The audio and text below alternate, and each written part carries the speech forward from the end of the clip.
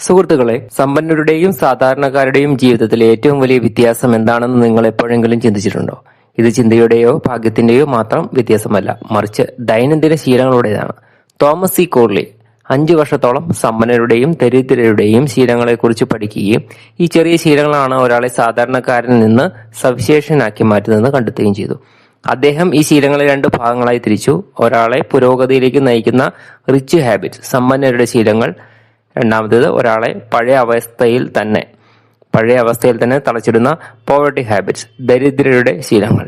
ഈ ഗവേഷണത്തിൽ അദ്ദേഹം 233 സമ്പന്നരുടെയും 128 ദരിദ്രരുടെയും ദിനചര്യകളെ കുറിച്ച് ആഴത്തിൽ പഠിച്ചു. ഇതിൽ നിന്നും വ്യക്തമായത് വിജയികളായ ആളുകൾ വളരെ ലളിതവും എന്നാൽ ഫലപ്രദവുമായ ചില ശീലങ്ങൾ എല്ലാ ദിവസവും പിന്തുടരുന്നു എന്നതാണ്. നിങ്ങളുടെ ജീവിതത്തെ മാറ്റിമറിക്കാൻ കഴിയുന്ന റിച്ച് ഹാബിറ്റ്സ് ഏതൊക്കെയാണെന്ന് നമുക്ക് നോക്കാം.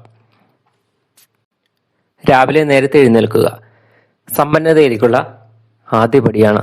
തോമസ് കോർലിയുടെ ഗവേഷണമനുസരിച്ച് സമ്പന്നരുടെ ഏറ്റവും സാധാരണവും സ്വാധീനമുള്ളതുമായ ശീലങ്ങളിൽ ഒന്നാണ് അതിരാവിലെ എഴുന്നേൽക്കുന്നത്. അദ്ദേഹത്തിന്റെ പഠനത്തിൽ മിക്ക വിജയികളും സമ്പന്നരും രാവിലെ 5 മണിക്ക് മുൻപായി എഴുന്നേൽക്കുന്നതായി കണ്ടെത്തി. ഈ ശീലത്തിന് അവരുടെ ജീവിതത്തിൽ ആഴത്തിലുള്ള സ്വാധീനമുണ്ട്. നിങ്ങൾ ദിവസവും നേരത്തെ ആരംഭിക്കുമ്പോൾ നിങ്ങൾക്ക് ശാന്തവും ശ്രദ്ധ കേന്ദ്രീകരിക്കാനും കഴിയുന്നതും തടസ്സങ്ങളില്ലാത്തതുമായ സമയം ലഭിക്കുന്നു.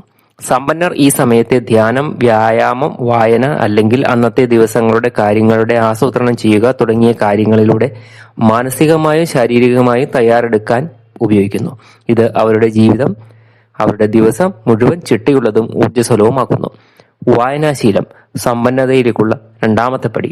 തോമസ് കോർലിയുടെ ഗവേഷണമനുസരിച്ച് സമ്പന്നർ ആയ ആളുകൾ തങ്ങളുടെ വിജയത്തിന്റെ വലിയൊരു പങ്ക് സ്ഥിരമായ വായനാശീലത്തിന് നൽകുന്നു. കോർലിയുടെ പഠനം അനുസരിച്ച് 88% സമ്പന്നരും എല്ലാ ദിവസവും കുറഞ്ഞത് 30 മിനിറ്റെങ്കിലും വായിക്കുന്നു. എന്നാൽ അവർ വിനോദത്തിനായി മാത്രമല്ല വായിക്കുന്നത്. അവരുടെ ശ്രദ്ധ, സ്വയം മെച്ചപ്പെടുത്തൽ, കരിയറുമായി ബന്ധപ്പെട്ട വിവരങ്ങൾ, മോട്ടിവേഷനായുള്ള ജീവചരിത്രങ്ങൾ എന്നിവയിലാണ്. വായനയിലൂടെ ലഭിക്കുന്ന പ്രയോജനങ്ങൾ പുതിയ അറിവുകളും കഴിവുകളും പഠിക്കാൻ സാധിക്കുന്നു. ചിന്തിക്കാനും തീരുമാനമെടുക്കാനുമുള്ള കഴിവ് മെച്ചപ്പെടുത്തുന്നു. അടുത്ത സമ്പന്നരുടെ ശീലമാണ് വ്യായാമം ചെയ്യുക, സമ്പന്നതയിലേക്കുള്ള 3ാമത്തെ പടി.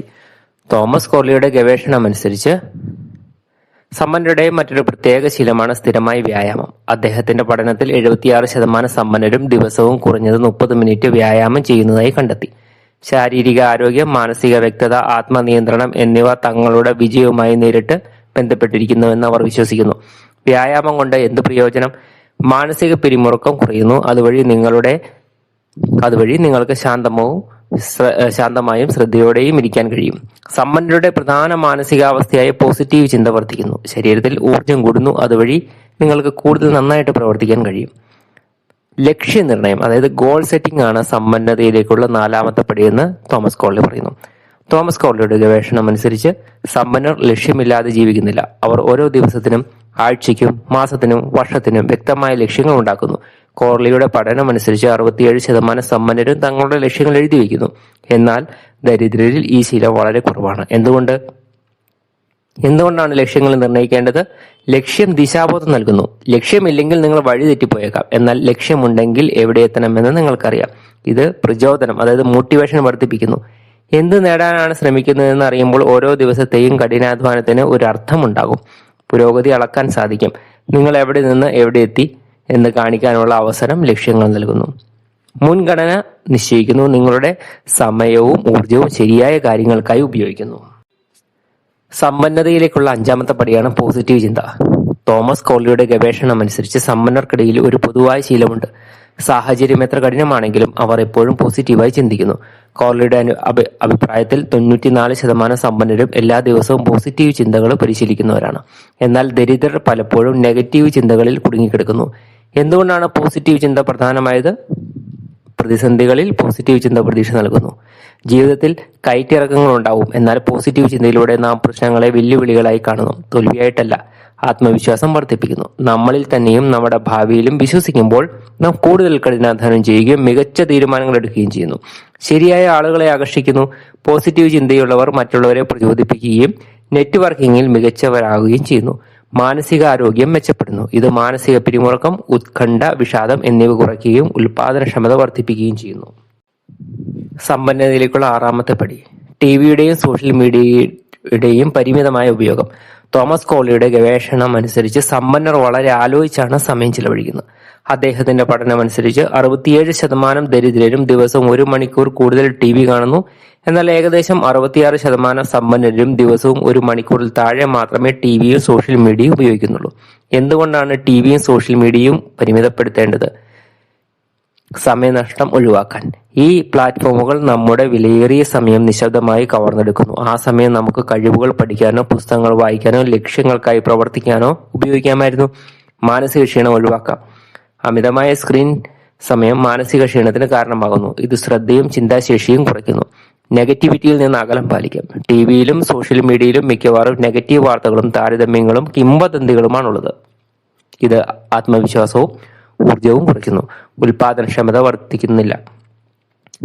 നിങ്ങളുടെ ഉൽപാദനക്ഷമത വർദ്ധിപ്പിക്കുന്ന കാര്യങ്ങൾ നിങ്ങൾ തീർച്ചയായിട്ടും ചെയ്യണം. ശ്രദ്ധ തിരിക്കുന്ന കാര്യങ്ങളെ നിങ്ങൾ ഒഴിവാക്കുക. നിങ്ങളുടെ കരിയർ, ബിസിനസ്, ആരോഗ്യം എന്നിവയിൽ നിങ്ങൾ കൂടുതൽ മികച്ച പ്രകടനം ഈ രീതിയിൽ കാഴ്ചവെക്കാൻ സാധിക്കും. അടുത്തതാണ് സാമ്പത്തിക അച്ചടക്കം, സമ്പന്നതയിലേക്കുള്ള 7ാമത്തെ പടി. തോമസ് കോളിയുടെ ഗവേഷണം അനുസരിച്ച് എന്താണ് സാമ്പത്തിക അച്ചടക്കം? സാമ്പത്തിക അച്ചടക്കം എന്നാൽ നിങ്ങളുടെ വരുമാനം വിവേകത്തോടെ ചിലവഴിക്കുകയും ലാഭിക്കുകയും ഭാവിക്കായി നിക്ഷേപിക്കുകയും ചെയ്യുക എന്നാണ്. സമ്പന്നനാകാനുള്ള വഴിയിലെ പ്രധാനപ്പെട്ട ഒരു ശീലമാണിത്. തോമസ് കോളിയുടെ പഠനത്തിലെ പ്രധാന കണ്ടെത്തലുകൾ: 90% സമ്പന്നരും എല്ലാ മാസവും തങ്ങളുടെ വരുമാനത്തിന്റെ ഒരു ഭാഗം ലാഭിക്കുന്നു. അവർ കുറച്ച് ചിലവഴിക്കുന്നു, വിവേകത്തോടെ നിക്ഷേപിക്കുന്നു, അനാവശ്യ കടങ്ങൾ വാങ്ങുന്നില്ല. ദരിദ്രർ സാധാരണയായി സമ്പാദിക്കുന്നതെല്ലാം ചിലവഴിക്കുകയും പലപ്പോഴും കടത്തിലായിരിക്കുകയും ചെയ്യുന്നു. അവർ അടിയന്തര ഫണ്ടുണ്ടാക്കുന്നു. അപ്രതീക്ഷിതമായ ആവശ്യങ്ങൾക്കായി 3 മുതൽ 6 മാസം വരെയുള്ള ചെലവുകൾക്ക് തുല്യമായ തുക മാറ്റിവെക്കുന്നു. ആത്മപരിശോധനയാണ് അടുത്ത സ്റ്റെപ്പ്. ആത്മപരിശോധന എന്നാൽ സ്വയം മനസ്സിലാക്കുക. നിങ്ങളുടെ ബലഹീനതകളും ശക്തികളും ശീലങ്ങളും പെരുമാറ്റങ്ങളും വിശകലനം ചെയ്യുക എന്നാണ്. സമ്പന്നരാകുന്ന പ്രക്രിയയിൽ ഇത് വളരെ പ്രധാനപ്പെട്ട പങ്ക് വഹിക്കുന്നു. തോമസ് കോളിയുടെ പഠനമനുസരിച്ച് സമ്പന്നർ സ്ഥിരമായി ചോദ്യങ്ങൾ ചോദിക്കുന്നു.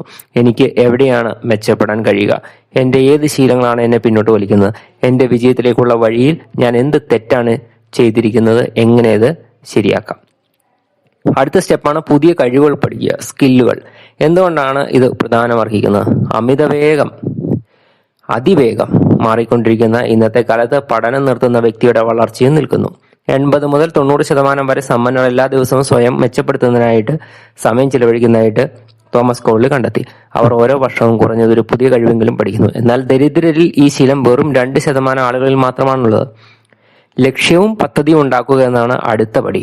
തോമസ് കോളിയുടെ ഗവേഷണം അനുസരിച്ച് എന്തുകൊണ്ടാണ് ലക്ഷ്യങ്ങൾ നിർണ്ണയിക്കേണ്ടത്? ലക്ഷ്യമില്ലാതെ ജീവിതയാത്ര അപൂർണമാണ്. തങ്ങൾ എവിടെയെങ്കിലും പോകാൻ ആഗ്രഹിക്കുന്നു എന്നറിയാൻ വേണ്ടി സമ്പന്നർ എപ്പോഴും വ്യക്തവും അളക്കാനാവുന്നതുമായ ലക്ഷ്യങ്ങളാണ് ഉണ്ടാക്കുന്നത്.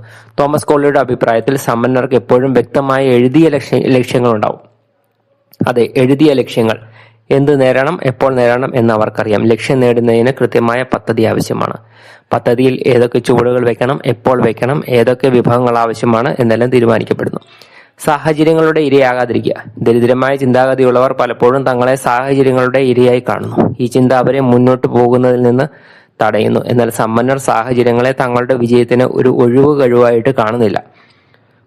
എന്താണ് ഇതിനർത്ഥം? ഇതിനർത്ഥം നിങ്ങളുടെ ജീവിതത്തിലെ ബുദ്ധിമുട്ടുകളെയോ പ്രശ്നങ്ങളെയോ നിങ്ങളുടെ പുരോഗതിക്ക് തടസ്സമാകാൻ അനുവദിക്കരുത് എന്നതാണ്. എന്റെ അവസ്ഥ മോശമാണ്, അല്ലെങ്കിൽ കാലാവസ്ഥ ശരിയല്ല എന്ന് എപ്പോഴും പറയുന്നവർ സ്വയം പരിമിതപ്പെടുത്തുന്നു. 2, സമ്പന്നരുടെ കാഴ്ചപ്പാട്. അവർ സാഹചര്യങ്ങളെ വെല്ലുവിളികളായി കാണുന്നു, അവസരങ്ങൾ നഷ്ടപ്പെടുത്തുന്നില്ല. ഓരോ പ്രശ്നത്തിലും ഒരു പരിഹാരം അവർ കണ്ടെത്തുന്നു. 3, സാഹചര്യങ്ങളെ എങ്ങനെ മറികടക്കാം. സാഹചര്യത്തെ അംഗീകരിക്കുക, പക്ഷെ തോൽക്കരുത്. പ്രശ്നങ്ങളെ പഠിക്കാനുള്ള അവസരമായി കാണുക. പോസിറ്റീവ് ചിന്ത വളർത്തുക. എല്ലാ ദിവസവും ചെറിയ ചുവടുകൾ വെക്കുക. പരാജയത്തെ ഭയപ്പെടരുത്, അതിനെ വിജയത്തേക്കുള്ള ചുവടുകളായിട്ട്, പടവുകളായിട്ട് കാണുക. 4, തോമസ് കോളിയുടെ ഗവേഷണം അനുസരിച്ച് സമ്പന്നർ സ്വന്തം തെറ്റും ഉത്തരവാദിത്തവും അംഗീകരിക്കുകയും മെച്ചപ്പെടുത്തുകയും ചെയ്യുന്നു. സമ്പന്നർ സ്വന്തം തെറ്റുകളെ അംഗീകരിക്കുന്നു, അതിന്റെ ഉത്തരവാദിത്വം എടുക്കുന്നു. അതുപോലെ തന്നെ വളരെ പ്രധാനപ്പെട്ട ഒരു കാര്യമാണ് മാരത്തൺ മാനസികാവസ്ഥ. മാരത്തൺ മാനസികാവസ്ഥ എന്നാൽ വിജയം നേടാൻ ഒരു നീണ്ട ഓട്ടത്തിനായിട്ട് തയ്യാറായിരിക്കുക എന്നാണ്. ക്ഷമയും നിരന്തരമായ പരിശ്രമവും നിലനിർത്തുക എന്നതാണ്. ഈ ചിന്ത നമ്മെ താൽക്കാലിക വിജയത്തെക്കാൾ സ്ഥിരവും ദീർഘകാലത്തേക്കുള്ളതുമായ വിജയത്തിലേക്ക് നയിക്കുന്നു. 1, എന്താണ് മാരത്തൺ മാനസികാവസ്ഥ? വിജയം ഒറ്റ രാത്രി കൊണ്ട് ലഭിക്കുന്ന ഒന്നല്ലെന്നും അതിനായി സമയവും ക്ഷമയും നിരന്തരമായ കഠിനാധ്വാനവും സഹനശക്തിയും ആവശ്യമാണെന്ന് മനസ്സിലാക്കുന്ന ഒരു മാനസികാവസ്ഥയാണിത്. ഒരു മാരത്തൺ ഓട്ടത്തിൽ ഓട്ടക്കാരൻ ഒരുപാട് ദൂരം ഓടേണ്ടതുപോലെ ജീവിതത്തിലും നിരന്തരമായ പരിശ്രമം ആവശ്യമാണ്. 2. മാരത്തൺ മാനസികാവസ്ഥയുടെ പ്രയോജനങ്ങൾ. പരാജയങ്ങളിൽ ഭയപ്പെടുന്നതിന് പകരം അവയിൽ നിന്ന് പഠിക്കുക. തോൽവി സമ്മതിക്കുന്നതിന് പകരം പരിശ്രമം തുടരുക. ചെറിയ ചുവടുകളെ വിജയത്തിലേക്കുള്ള മുന്നേറ്റമായി കാണുക. ദീർഘകാലം ശ്രദ്ധ കേന്ദ്രീകരിക്കുകയും ലക്ഷ്യത്തിൽ നിന്ന് വ്യതിചലിക്കാതിരിക്കുകയും ചെയ്യുക. 3. എങ്ങനെ മാരത്തൺ മാനസികാവസ്ഥ സ്വീകരിക്കാം. നിങ്ങളുടെ ലക്ഷ്യത്തെ ചെറിയ ചെറിയ ഭാഗങ്ങളായിട്ട് തിരിക്കുക. എല്ലാ ദിവസവും അല്പസമയം എടുക്കുക. ക്ഷമയോടെ ഇരിക്കുക, കാരണം യഥാർത്ഥ വിജയം സമയമെടുക്കും. പരാജയങ്ങളെ തടസ്സങ്ങളായിട്ടല്ല, അനുഭവങ്ങളായി കാണുക. പതിവായിട്ട് നിങ്ങൾ സ്വയത്തെ പ്രചോദിപ്പിക്കുക. അടുത്താണ് സാമ്പത്തിക വിവേകം. 1. എന്താണ് സാമ്പത്തിക വിവേകം? നിങ്ങളുടെ വരുമാനവും ചെലവും ശരിയായ രീതിയിൽ ബജറ്റ് ചെയ്യുക. അനാവശ്യ ചെലവുകൾ ഒഴിവാക്കുക. സമ്പാദ്യത്തിനും നിക്ഷേപത്തിനും മുൻഗണന നൽകുക. കടത്തെ നിയന്ത്രിക്കുക. ആവശ്യത്തിലധികം കടം വാങ്ങാതിരിക്കുക. 2. സാമ്പത്തിക വിവേകത്തിന്റെ പ്രയോജനങ്ങൾ. സാമ്പത്തിക സമ്മർദ്ദത്തിൽ നിന്ന് രക്ഷ നേടാൻ വേണ്ടി അടിയന്തര സാഹചര്യങ്ങളിൽ സാമ്പത്തിക സുരക്ഷയ്ക്കായിട്ട് ഇൻഷുറൻസുകൾ എടുക്കുക. ഭാവിക്കായി മികച്ച പദ്ധതികൾ തയ്യാറാക്കുക. എങ്ങനെ സാമ്പത്തിക വിവേകം ശീലിക്കാം? നിങ്ങളുടെ വരുമാനത്തിന്റെയും ചെലവിന്റെയും കണക്ക് സൂക്ഷിക്കുക. ചെലവുകളെ അത്യാവശ്യമെന്നും അനാവശ്യമെന്നും തരംതിരിക്കുക. എല്ലാ മാസവും ഒരു നിശ്ചിത തുക സമ്പാദ്യത്തിനായി മാറ്റിവെക്കുക. നിക്ഷേപത്തെക്കുറിച്ച് ശരിയായ വിവരങ്ങൾ നേടുകയും വിവേകത്തോടെ നിക്ഷേപിക്കുകയും ചെയ്യുക. അടുത്തത് നിങ്ങളുടെ കുട്ടികളെ പഠിപ്പിക്കുക എന്നുള്ളതാണ്. സമ്പന്നരായ ആളുകൾ തങ്ങളുടെ വിജയകരമായ ശീലങ്ങളും ചിന്തകളും അടുത്ത തലമുറയ്ക്ക് കൈമാറുന്നു. കുട്ടികൾക്ക് ശരിയായ മാർഗനിർദ്ദേശം നൽകുന്ന അവരുടെ ഭാവിയെ രൂപപ്പെടുത്തുന്നതിന് അത്യന്താപേക്ഷിതമാണെന്ന് അവർ മനസ്സിലാക്കുന്നു. 1. കുട്ടികളെ എന്ത് പഠിപ്പിക്കണം? പഠനത്തിന്റെയും അറിവിന്റെയും പ്രാധാന്യം. വിദ്യാഭ്യാസത്തിന്റെ മുൻഗണന നൽകുകയും എപ്പോഴും പഠിക്കാനുള്ള ആഗ്രഹം നിലനിർത്തുകയും ചെയ്യുക. ഉത്തരവാദിത്വം. തങ്ങളുടെ പ്രവർത്തികളുടെയും തീരുമാനങ്ങളുടെയും ഉത്തരവാദിത്തം ഏറ്റെടുക്കുക. ലക്ഷ്യനിർണയം. ചെറിയ ലക്ഷ്യങ്ങൾ വയ്ക്കുകയും അവ പൂർത്തിയാക്കുകയും ചെയ്യുന്ന ശീലം വളർത്തുക. സമയത്തെ ശരിയായി ഉപയോഗിക്കുകയും അലസത ഒഴിവാക്കുകയും ചെയ്യുക. പോസിറ്റീവ് ചിന്ത. പ്രശ്നങ്ങളിൽ അവസരങ്ങൾ കണ്ടെത്തുകയും തോൽവി സമ്മതിക്കാതിരിക്കുകയും ചെയ്യുക. ഇങ്ങനെയാണ് നിങ്ങൾക്ക് റിച്ച് ഹാബിറ്റ് ഡെവലപ്പ് ചെയ്ത് സമ്പന്നനാവാൻ സാധിക്കുന്നത്. ഈ പറഞ്ഞ എല്ലാ പോയിന്റുകളും നിങ്ങൾ ഒരു നോട്ട് ബുക്കിൽ എഴുതിയെടുത്ത് സ്വയം പ്രാക്ടീസ് ചെയ്യുക. തീർച്ചയായിട്ടും നിങ്ങളുടെ സാമ്പത്തിക സ്ഥിതിയിൽ വലിയ മാറ്റം കാണാൻ സാധിക്കും. താങ്ക്